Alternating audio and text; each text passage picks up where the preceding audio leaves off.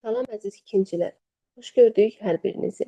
Bugün sizinlə ikinci sinif informatika dərsliyinin ikinci mövzumuzun izahına baxırıq.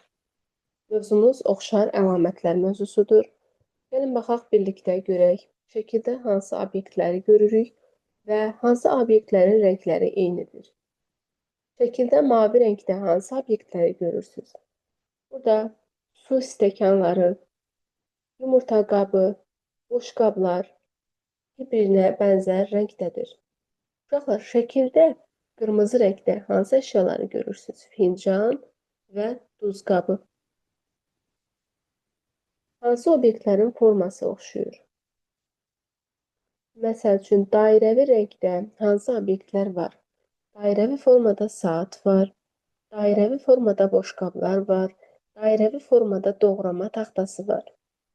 Bunlar formasına görə bir-birinə oxşuyurlar. Deməli, fərqli obyektlərin oxşar əlamətləri ola bilər.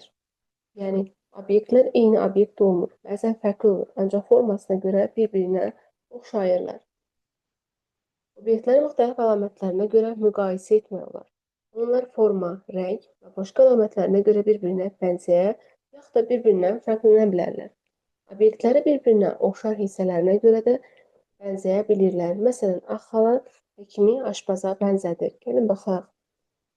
Görürsünüz, həkim və aşpazın geyimləri bir-birinə bənzəyir. Nəyə görə? Çünki hər ikisi ağ xalat geyinir və hər ikisinin ağ rəngdə papaqları var.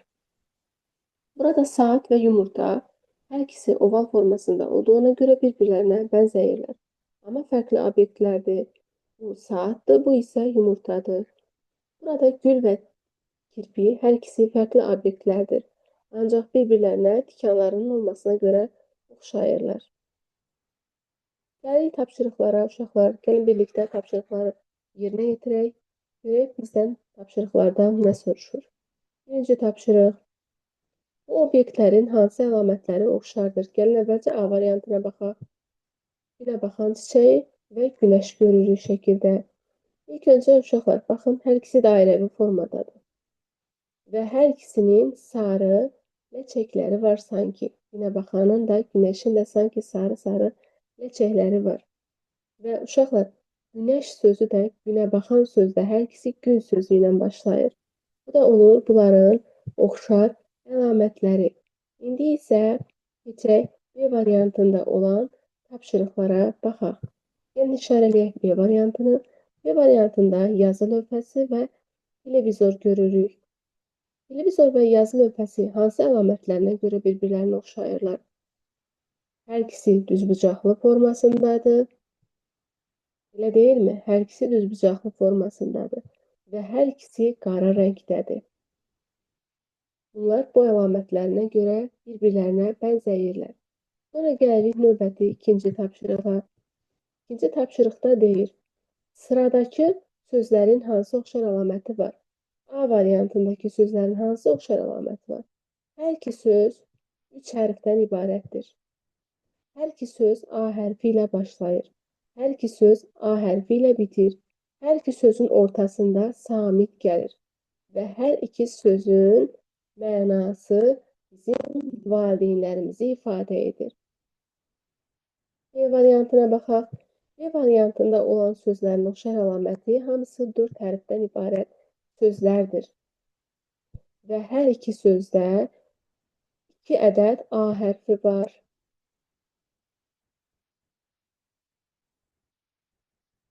Eyni zamanda hər iki sözdə 2 ədəd samit var. Və hər iki sözdə 2 ədəd sait var. Üçüncü tapşırığa baxırıq. Hər sırada artıq obyekti tapın, seçiminizi izah edin. Uşaqlar, 4 bucaq, kvadrat, dairə, 3 bucaq və trapesiya. Bunlardan hansı fərqlidir sizcə? Bəli, dairə fərqlidir. Nəyə görə? Ona görə ki, digər fiqurların hamısının küncü var. Qələmimizin rəngini dəyişək ki, daha yaxşı görəsiniz. Bütün obyektlərdə künc anlayışı var, uşaqlar. Düzbucaqlıda da, kvadratda da, üçbucaqda da və eyni zamanda trapesiyada da. Ancaq dairədə künc anlayışı yoxdur. Sonra baxırıq növbəti tapşırıq. Variantına baxdıq. B variantı. B variantında isə deyir ki, yenə də sırada artıq obyekti tapın. Uşaqlar, sizcə bu obyektlərdən hansı artıqdır? Baxın, burada 63 rəqəmi artıqdır. Ona görə ki, hər bir ədəddən sonuncu rəqəmi 2-dir. Ancaq 63-ün sonuncu rəqəmi 3-dür. Ona görə də 63 rəqəmi sırada qaydanı pozan, yəni artıq rəqəmdir. Bir hansı əlamətlərinə görə bu obyekti aşağıdakı sıraya artırmaq olar? Uşaqlar, gəlin A variantına əvvəlcə baxaq. İnəyi nəyə görə artırmaq olar?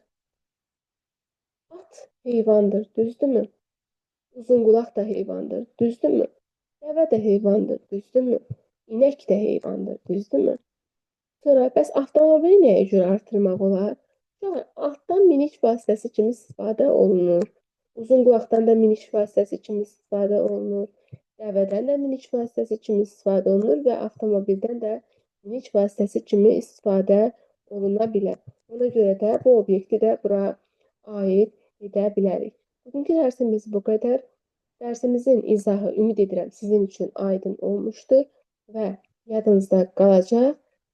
Əgər dərsimizi tam başa düşməsəz, videonu təkrar izləməyi sizə məsləhət görərdim. Sağ olun.